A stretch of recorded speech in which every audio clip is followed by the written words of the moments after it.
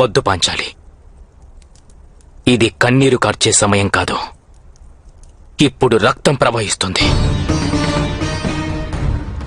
ఎవరెవరు నిన్ను అవమానించారో వారి హృదయం నుండి రక్తం ప్రవహిస్తుంది.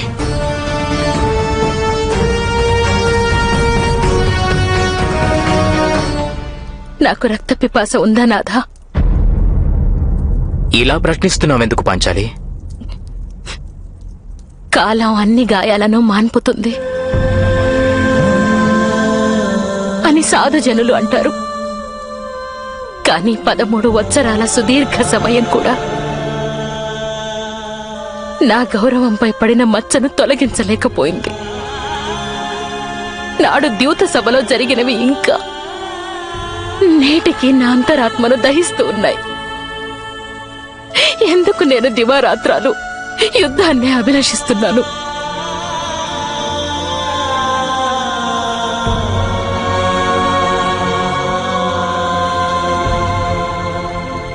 లేదు పాంచాలి, ఈ 13 ఏళ్లలో నీ మనస్సు ప్రతీకారాగ్నితో జ్వలించలేదు. న్యాయస్థాపన అనే అగ్నిలో జ్వలిస్తోంది. సమాజాన్ని ప్రక్షాళన చేసే సంకల్పం కాలగమనంతో ఇంకా ధృవపడుతుంది. తేనె పురాతనమవుతున్న కొద్దీ దానిలో ఔషధ గుణాలు సంతరించుకుంటాయి. అందుకనే మాధవుడు మన హృదయాలలో ప్రతీకారానికి మారుగా న్యాయ పోరాటాన్ని ప్రతిష్ఠించాడు. అర్జునుడి మాటలు యథార్థమే పాంచాలి. సంకల్ప వికల్పాల ఆవశ్యకత లేదు. ఇప్పుడు త్వరలోనే ధృతరాష్ట్రపుత్రుల దండనను ప్రకటించడం జరుగుతుంది. ఆ దండనను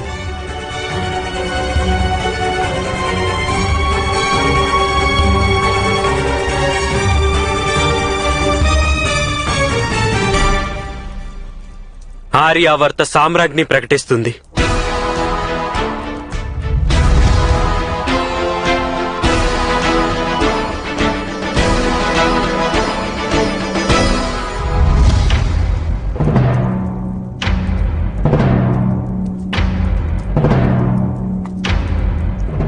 పాండుపుత్రుల దండనను ఇప్పుడు నేను ప్రకటిస్తాను.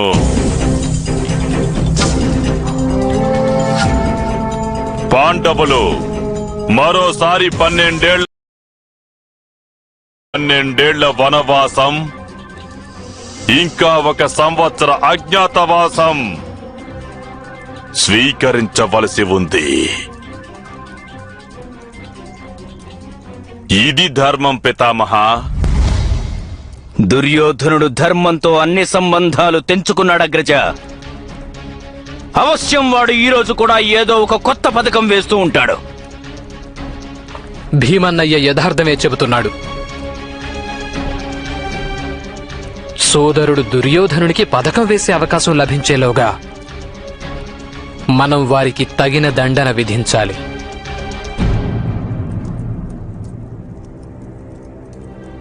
సర్పాన్ని పట్టుకునేందుకు బలం కంటే ముఖ్యమైనది వేగమే కదా అగ్రజ? కానీ మనం ఆక్రమణ చేసే ముందు పితామహుల అనుజ్ఞ అవసరం కాదా?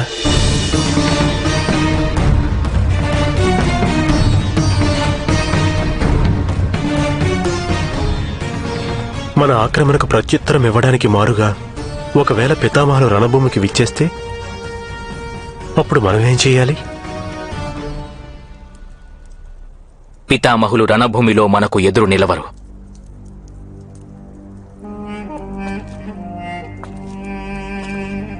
ఆయనకు తెలుసు ధర్మం ఎటువైపుందో. కాని పితామహుల ధర్మం హస్తినాపురి సింహాసనానికి కట్టుబడి ఉంది.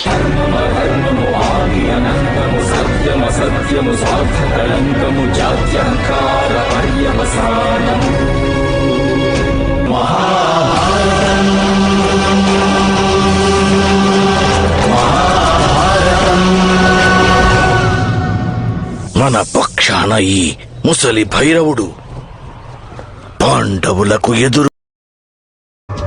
పద.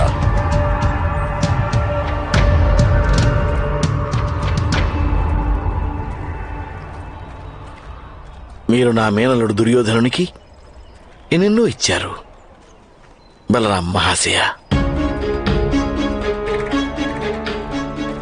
యుద్ధకళ నేర్పించారు, గౌరవం ఇచ్చారు, ప్రేమ పంచారు. కానీ సుఖం, సంతోషం పొందే మార్గం నేర్పించలేదు. మరి అవి పొందాలనే మేమిప్పుడు ద్వారకకి వచ్చాము. సుఖము సంతోషము అనేవి గమ్యాలు కావు శకుని మామ. వాటిని మీరు చేరుకోవడానికి. అవి రెండు గమ్యానికి చేర్చే మార్గాలు. సుఖాన్ని కోరే మార్గము సంఘర్షణల వైపుకు దారితీస్తుంది. ఇక సంతోషం కోరే మార్గం శాంతి వైపుకు.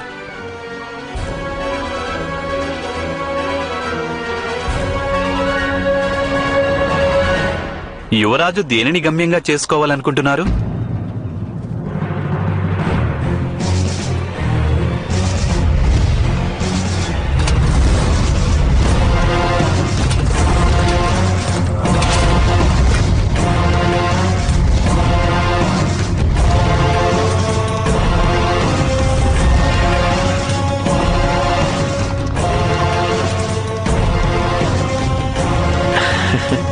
ఇక్కడ ఏం జరుగుతోంది వాసుదేవా? ఇది ద్వారకకు చెందిన నారాయణి సైన్యం శకుని మామ.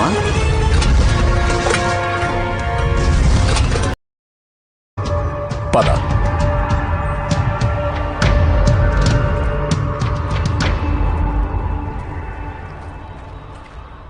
మీరు నా మేనలుడు దుర్యోధనునికి ఎన్నెన్నో ఇచ్చారు బలరాం మహాశయ. యుద్ధకళ నేర్పించారు, గౌరవం ఇచ్చారు, ప్రేమ పంచారు. కానీ సుఖం, సంతోషం పొందే మార్గం నేర్పించలేదు. మరి అవి పొందాలనే మేమిప్పుడు ద్వారకకి వచ్చాము. సుఖము సంతోషము అనేవి గమ్యాలు కావు శకుని మామ. వాటిని మీరు చేరుకోవడానికి. అవి రెండు గమ్యానికి చేర్చే మార్గాలు. సుఖాన్ని కోరే మార్గము సంఘర్షణల వైపుకు దారితీస్తుంది. ఇక సంతోషం కోరే మార్గం శాంతి వైపుకు.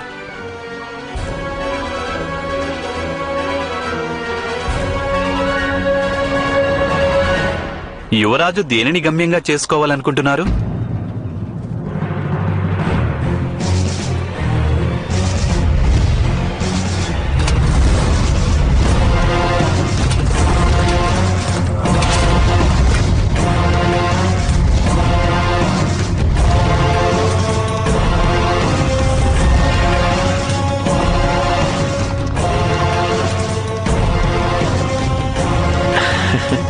ఇక్కడ ఏం జరుగుతోంది వాసుదేవా? ఇది ద్వారకకు చెందిన నారాయణి సైన్యం శకుని మామ.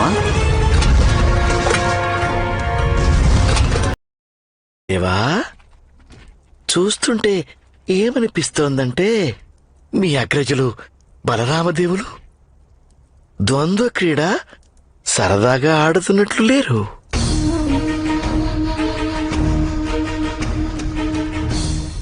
వాస్తవానికి వారు నా మేనల్లుడి పైన దాడి చేస్తున్నట్టనిపిస్తోంది. అయితే క్రీడలో వాస్తవికమైన దాడి, వాస్తవిక హాని చెయ్యరంటారా శకుని మామ?